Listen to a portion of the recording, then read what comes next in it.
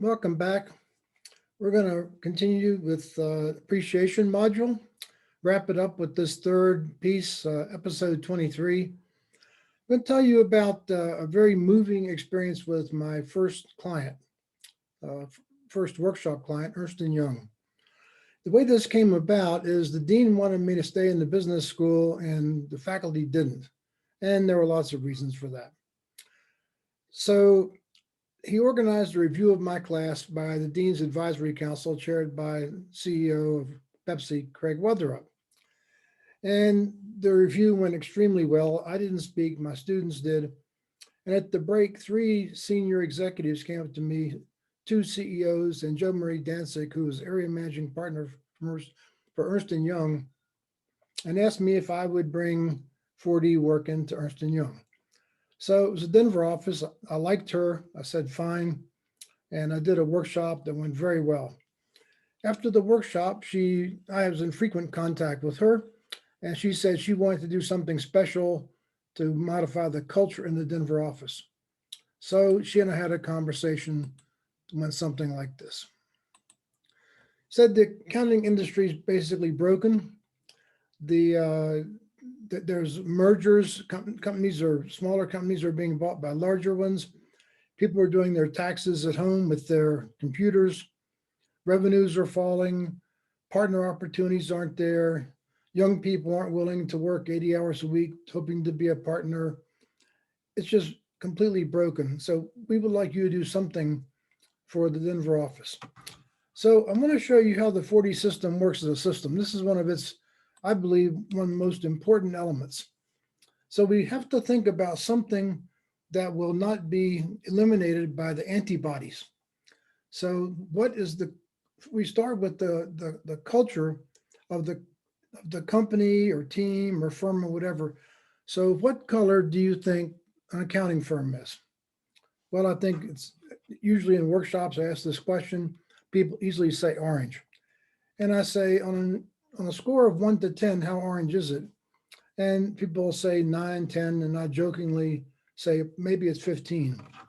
And we know from our work in the personality piece that when a part of the 4D system gets extended, it tends to diminish the diagonal.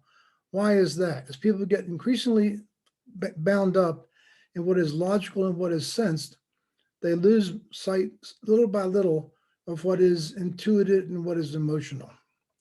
So I knew they needed appreciation. I had no doubt. And also I knew I couldn't tell them this, they had to discover for themselves.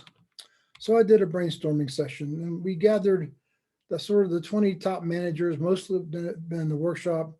My client, the area managing partner of Ernst & Young, Joe Marie Danzig, and 5 older male partners that didn't like her and by inference didn't like me. In those days, I was doing a post-it type of brainstorming. I've got a better method today. And I think when I do these kind of things, it's really important to keep everybody's mind on the topic. So I made a big banner and said, what do we most need in the culture of Ernst & Young? And I put it on the wall and people began doing the posters. I started collating them, organizing them, putting them together. After about 30 minutes, I said, okay, it's settled. The people want appreciation. Well, the 5 older partners said, you rigged it. What do accountants do when they think a result is rigged? Well, you know the answer. They demand an audit.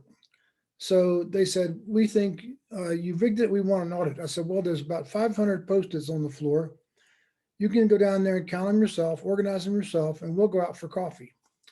So they got on the floor with their Brooks Brothers suits and their Italian loafers and their high salaries and started sifting through the things.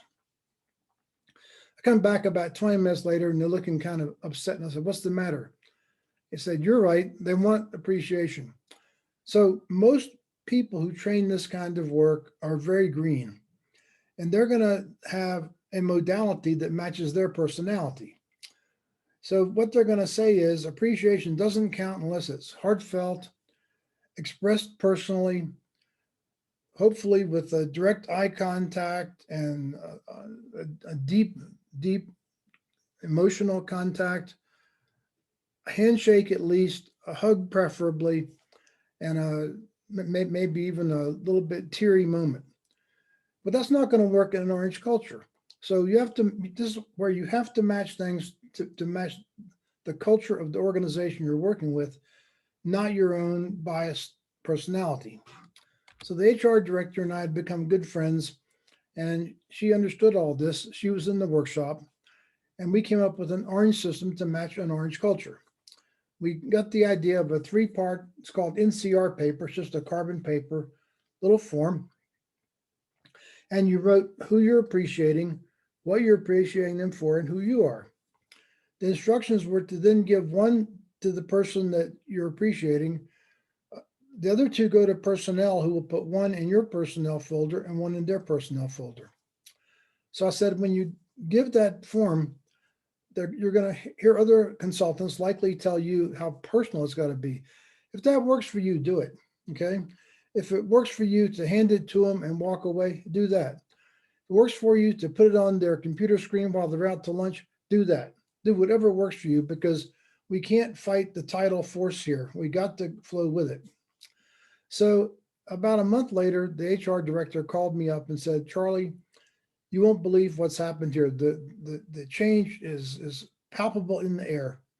The energy is high. People are liking working again. So I called my client and I said, this is working, and I can tell you, go talk to your HR director to hear her opinion, but she'll validate what I'm saying. And she'll also tell you that the personnel forms are getting full of these things. People are doing this. I said, do you want to turbocharge it? She said, yes.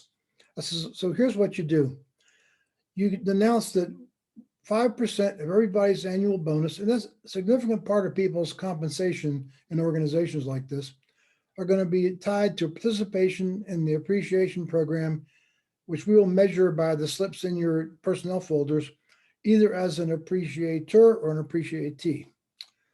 Well, within 6 months, this organization went from the lowest performing in this giant company to the highest performing. And she got the attention of management in Minneapolis. They brought her in there with even a bigger job. And I knew she'd left Boulder area. The office was in Denver. She lived in Boulder. And I know she'd gone away. When my book was published, I gave her a special gratitude, appreciation for being the person who started my company. So I wanted to find out where she was and go meet her and hand her a copy. Well, she'd taken early retirement and moved back to Boulder. So she and I had lunch. And she said, Charlie, angels have been blessing you since. And I want to tell you about what's happened to me. Not only did I have this big job at Ernst & Young, I became the chairman of the Kansas City Federal Reserve Board. Now, folks, these are some of the biggest jobs in America. They set interest rates. They decide which paper to buy. It's a really big deal.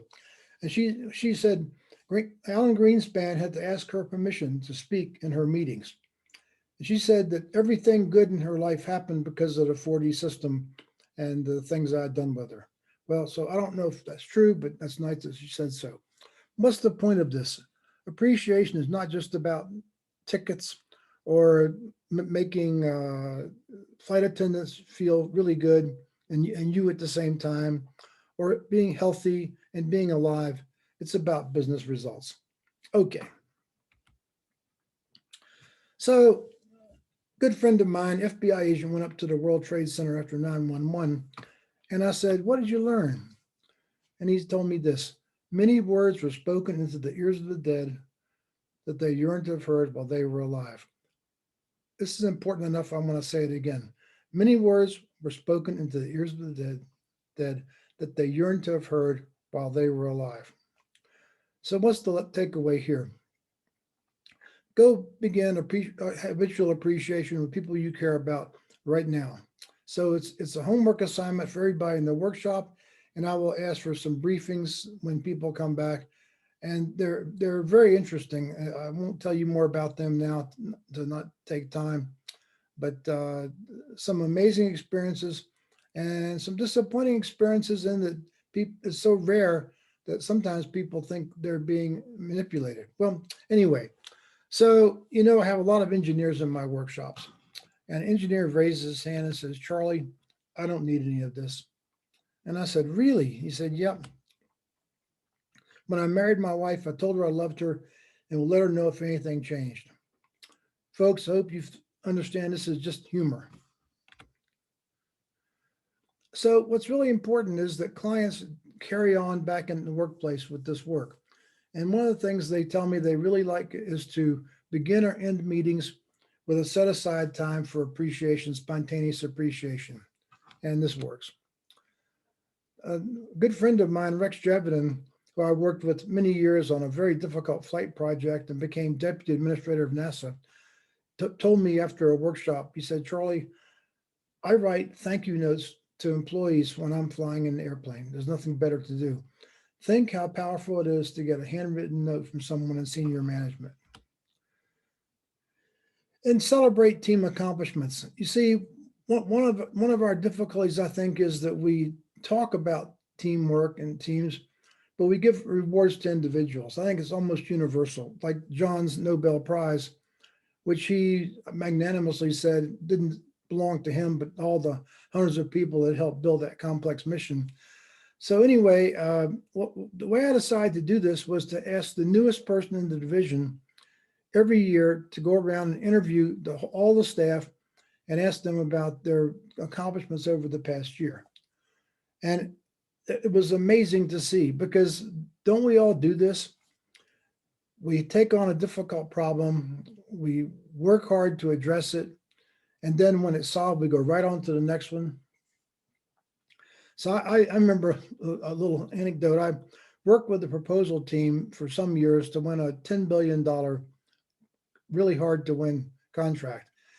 And I happened to be in their office the day after the win announcement. And I said, what are you doing to celebrate this? And they said, celebrate? We're here having anxiety attacks about delivering what we promised. So this is an incredible thing to do. I had the person put it in a PowerPoint slide presentation, and the whole division came for a brown bag or pizza lunch, have some pizza brought in, and we would look at what we'd done in the past year and just be completely amazed. Now I'll tell you a secret. If you look at my record, I have more NASA medals and awards than almost anybody I know.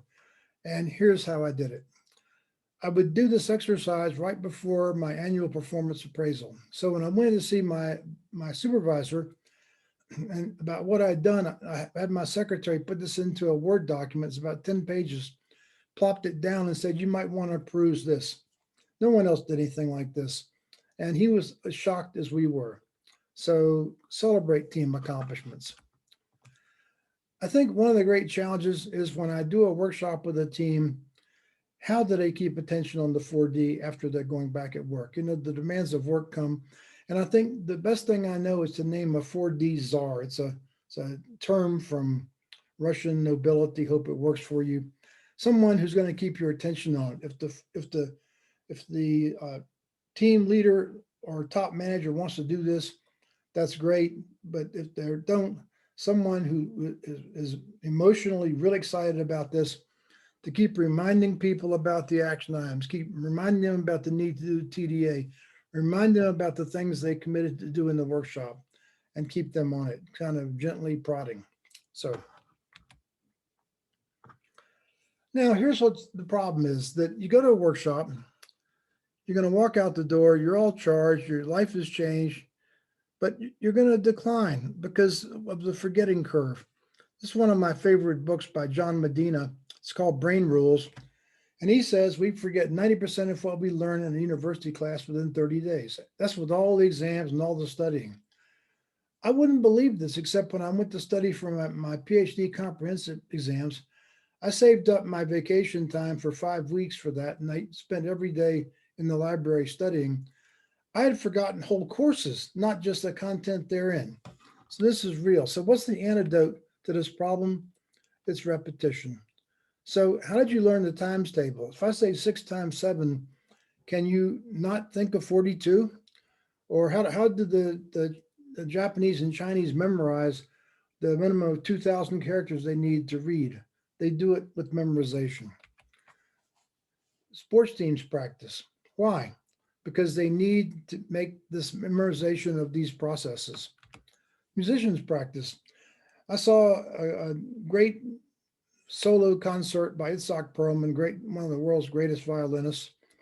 And he was on camera after it ended, and a young person went up to him and said, "Mr. Perlman, I'd do anything to play the violin like you do." And he said, "Really, would you practice 7 hours a day? That's what I'd do. You've got to do the work."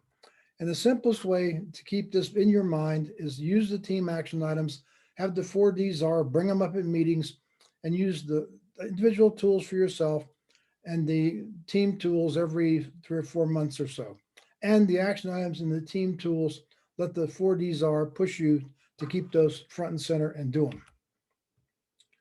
So a little humor here. An elderly couple were having problems remembering and went to the doctor. He said they're okay, but might want to start writing things down. When he gets up, the wife asks, "Where are you going?" He says, "To the kitchen." "Will you get me a bowl of ice cream?" "Sure." "Don't you think you should write it down?" she asked. "No, I can remember it." "Well, I'd like some strawberries on top too. You better write it down because you know you'll forget." "Also like some whipped cream, so write it down." Irritated, he says, "I can remember it. Ice cream with strawberries and whipped cream. I've got it, for goodness sakes." The old man returns from the kitchen, hands his wife a plate of bacon and eggs. She stares at the plate for a moment and then says, "Where's my toast?" So when I started to build these measurement tools in the early days, I was very aware of the problem of normalization of deviance. What this means is that behaviors that are deviant are not noticed as such or named as such. And it's a place we gradually sink into, kind of like the frog in boiling water story. So the question was how to measure behaviors in the presence of people not being aware of what's happening to their perception of them. So I'm in a workshop in Huntsville, Alabama, and I'm musing about this. I'm saying how to measure the behaviors. And someone raised their hand and said, "I know how you measure them." And I thought, "I don't know how I measure them. Tell me how I measure them." I didn't say that, but I thought it. It said you measure against the standard. I thought that's pure genius.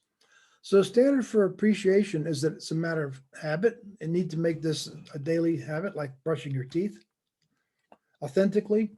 The way you do this is live in the mindset of gratitude.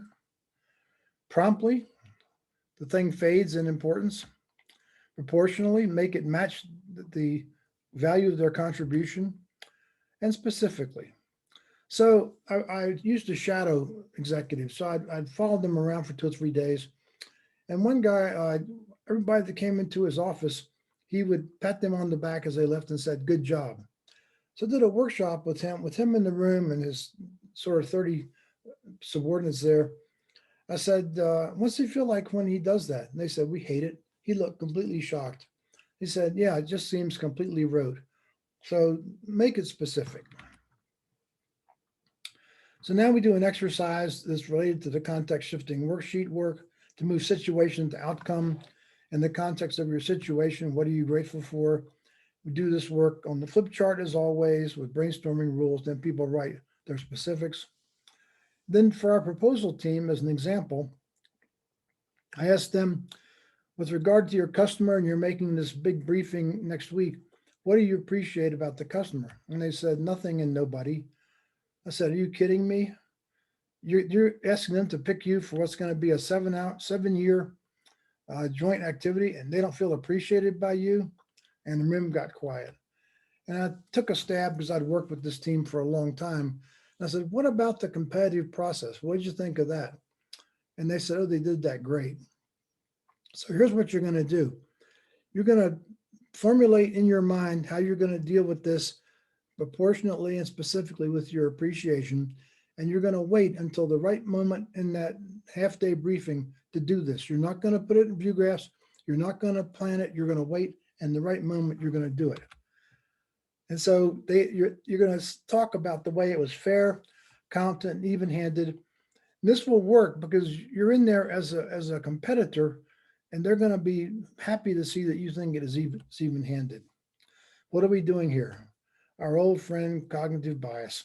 We're trying to move people's perception to where we want it to go, to the things we want them to think about and value. Now we do the exercise verbally. It's the same process.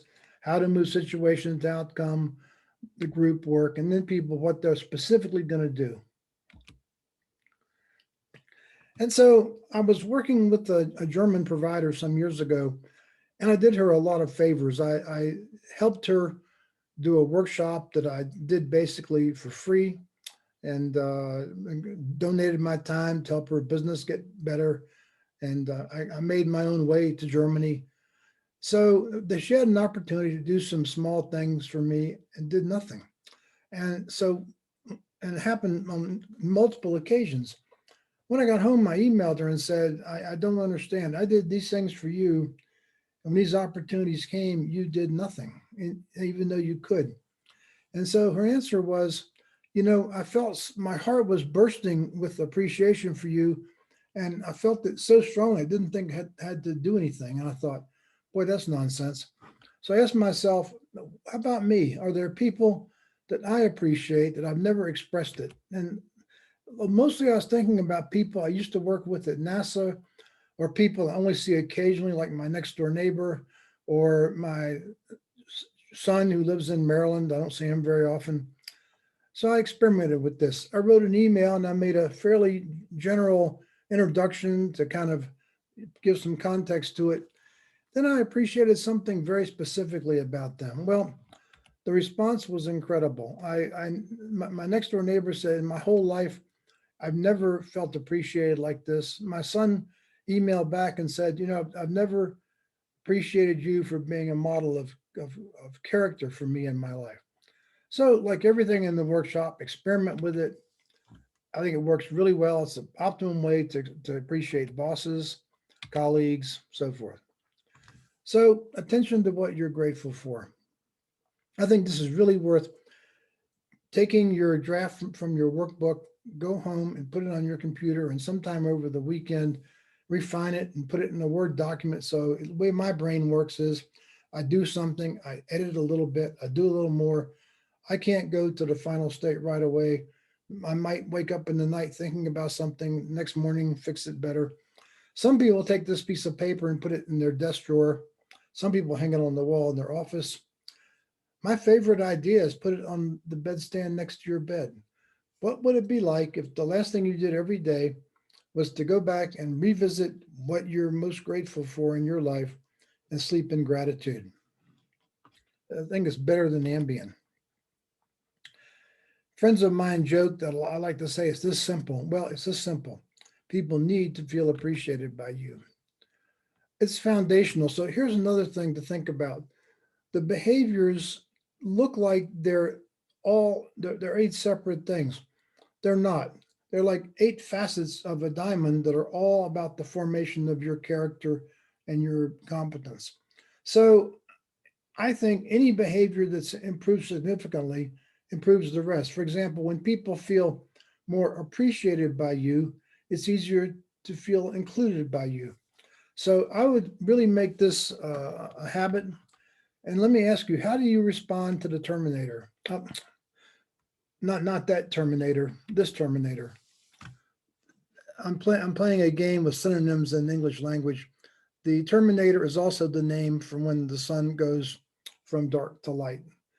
And so all around the world, I think most people without any thought brush their teeth when they get up.